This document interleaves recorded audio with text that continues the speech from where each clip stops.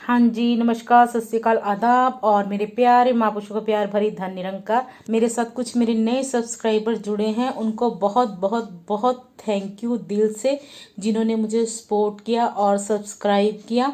मैं उनकी बहुत बहुत शुक्रगुजार हूँ और वो मेरे साथ ऐसे ही कनेक्ट रहें और मैं उनके साथ रहूँ ताकि हमारा रिश्ता और भी मजबूत हो। So please please please stay connect with me and I am connect with you. और सुनाइए। और यहाँ पर आपसे बातें करने के बाद मैं आ गई थी झाड़ू पोछा करने के लिए। झाड़ू पोछा तो वैसे मेरा जल्दी नहीं होता है, 11:30 बजे तक ही होता है, क्योंकि मैं रमन की क्लास लगवाती हूँ ऑनलाइन उसके साथ। क्यों उसको के लिए नहीं लगाने देती हूँ, क्योंकि कभी वो कुछ मिस कर दे और टेस्ट हो तो ना पता लगे, क्योंकि आपको पता है बच्चे कभी कभी केयरलेस हो जाते हैं। तो बस मैं उसके साथ क्लास बैठती हूँ, लगाता तो वही है, सुनती हूँ क्या करता है वो, मैडम क्या बोल रहे हैं। और बस फिर उसके बाद मैं झाड़ू लगाने लगी थी। बेड़े में गंद तो नहीं था, पर हमारे पेड़ लगा हुआ है तूत का और आम का और नींबू का, काफ़ी कुछ लगा है, तो फिर इसलिए कि वो थोड़ा बहुत कुछ ना कुछ हो ही जाता है। एक बार सुबह झाड़ू लगा दिया था और ये मैं दोबारा लगा रही हूँ। और मम्मी भी आ चुके हैं। मम्मी गए थे सिस्टर इन लॉ के और वो कल ही आए हैं। और यहाँ टमाटर ले रहे हैं भैया। टमाटर 50 रुपये किलो दे रहे थे, तो 40 रुपये किलो माना उन्होंने। और भी 2-4 जने ले रहे थे, तो उन्होंने 40 रुपये किलो दिए। और आज धूप बहुत खिली खिली निकली है, जैसा कि आपको दिख रहा है। हवा तो चल रही थी पर धूप बहुत अच्छी थी, जिससे कि धूप में बैठने का मज़ा आ रहा था। पीठ को धूप में आराम लगता है, अगर जिनकी पीठ दुखती हो तो उन्हें सेक लगता है। बहुत ही मज़ा आ रहा था धूप में। वैसे तो मैं दोपहर में ही बैठती हूँ, मॉर्निंग में नहीं बैठती हूँ, क्योंकि मॉर्निंग में तो रमन की क्लास ही होती है 12:30 बजे तक। और उसके बाद बस फिर थोड़ा सा झाड़ू पोछा कर कर बैठती हूँ। और यहाँ बन रहा है गजरेला चूल्हे पर।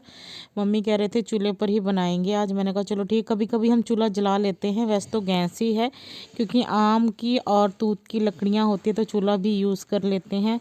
तो इसको तो लगेगा बहुत टाइम अभी चूल्हे पर बनने के लिए, धीरे धीरे बनता रहेगा। और फिर बस हमारे बाहर कश्मीरी भैया आ गए थे, जिससे कपड़ा लेते हैं हम हम क्या सभी लेते हैं, पर ये विंटर में हमारे ही से इनके अच्छे बोलचाल है, तो ये हमें ठीक रेट पर दे देते हैं। और हम अपने लिए भी और औरों के लिए भी ले लेते हैं जिनको ज़रूरत है। ये देखिए, ये पिंक कलर की स्टॉल सूट के साथ ही बहुत अच्छी लग रही है। और ये 3D सूट है, ये भी बहुत अच्छा था, पर कुछ रेट नहीं बना। भैया कुछ ज़्यादा बोल रहे थे। हम इनसे ही कपड़ा लेते हैं और आस पड़ोस के भी लेते हैं, कुछ मिलकर जैसे लेडीज़ रेट बना लेती हैं। मेरे मायके में भी सिस्टर भाभियाँ मायके की कुछ पड़ोस में होती हैं, ले लेती हैं, जैसे हम उनको लेकर देते हैं। इसका ये मतलब नहीं कि हम कमीशन खाते हैं, बस एक इंसानियत के नाते, जैसे दाने दाने पर लिखा है खाने वाले का नाम, तो सूट सूट पर लिखा है पहनने वाले का नाम। बस एक वो अगर कहते हैं तो हम उन्हें ले देते हैं। और ये भैया किश्तों में पैसे लेते हैं, इकट्ठे नहीं लेते हैं। मार्च तक ये चले जाते हैं, तब तक सभी अपने सूट कर लेते हैं, खाता क्लियर कर लेते हैं। बस भैया सूट दिखा रहे थे, ये 3D सूट था, ये अच्छा था, पर कहते हैं ना उनकी चीज़ है, जो उनको रेट लगेगा वो वही लगाएंगे। तो मम्मी उन्हें कुछ बोल रहे थे, वो कुछ बोल रहे थे। मम्मी ने कहा ठीक है, अगर तेरे को जमेगा तो दे देना, नहीं जमेगा तो मत देना। तो और कुछ शॉल मम्मी को पसंद आ रही थी, वो शॉल का भी रेट बहुत बोल रहे थे।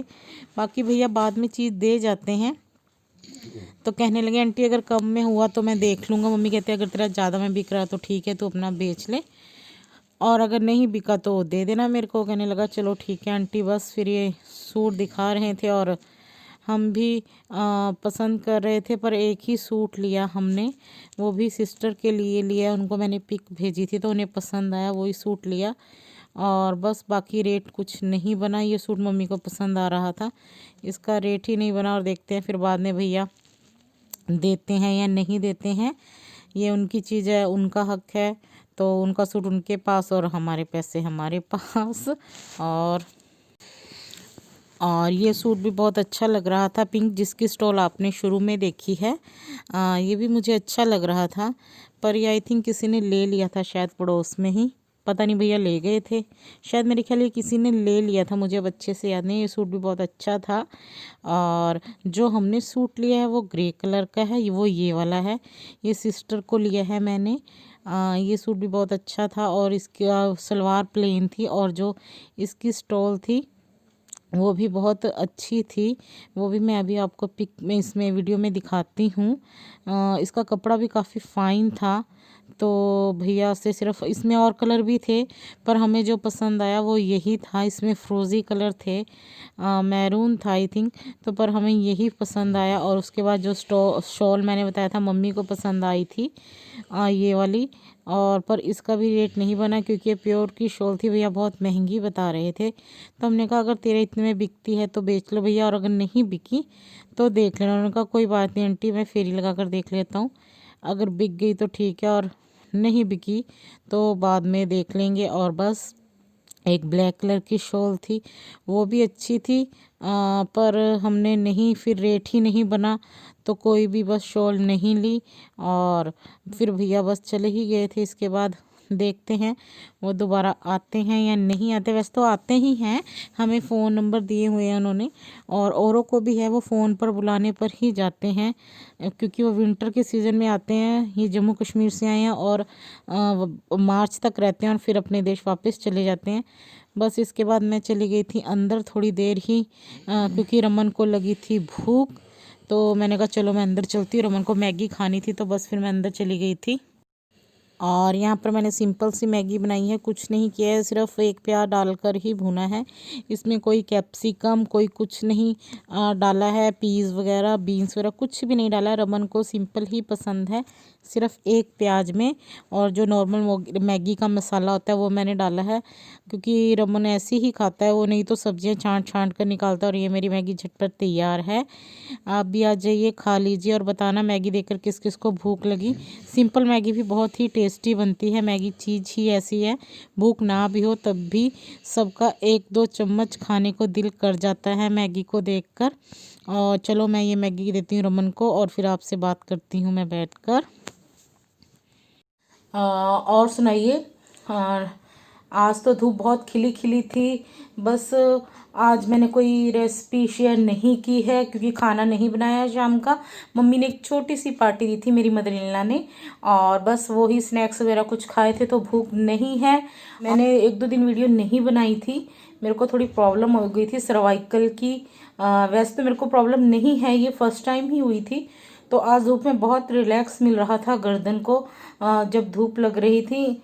और मैं आप लोगों को भी एडवाइस करूंगी कि आप 2 सराने लेकर उसके साथ ऐसे ढास लगाकर मत बैठिए। और मेरे को तभी हुई है, मैं ऐसे बैठती हूँ जिसकी वजह से मेरे को थोड़ी प्रॉब्लम हो गई थी और एक पूरी रात मैं सोई नहीं, मेरे बहुत ज़्यादा पेन थी।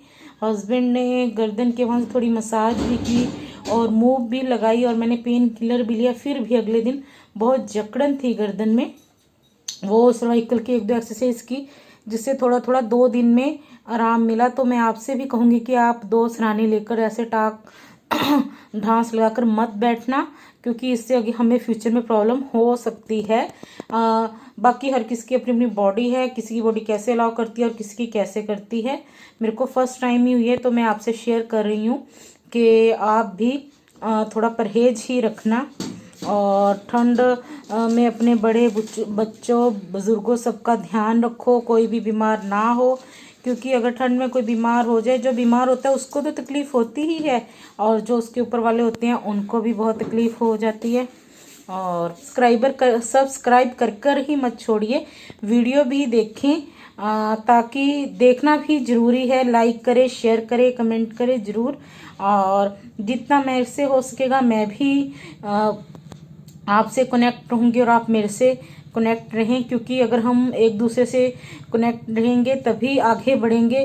क्योंकि जो न्यू यूट्यूबर होते हैं लोग सोचते हैं कि ये तो अभी न्यू है, इसको क्या ज़रूरत है, बट कहते हैं ना बूंद बूंद से ही घड़ा भरता है। इस करके आप हमें एक दूसरे को सपोर्ट करना है और तभी हम एक दूसरे का अगर साथ देंगे तो आगे बढ़ पाएंगे। और मैं आपसे क्या कहूँ, अब मैं रमन को थोड़ा मुझे काम करवाना है, बस मैं इस वीडियो का यहीं पे एंड करती हूँ। और बाकी जी नमस्कार, सत श्री अकाल, आदाब। और मेरे प्यारे महापुरुषों को प्यार भरी धन निरंकार। हंसते रहो, बसते रहो, सदा खुश रहो। अपना ध्यान रखो, अपने बुजुर्गों का ध्यान रखो और बच्चों का ध्यान रखो। सदा खुश रहो। धन निरंकार जी।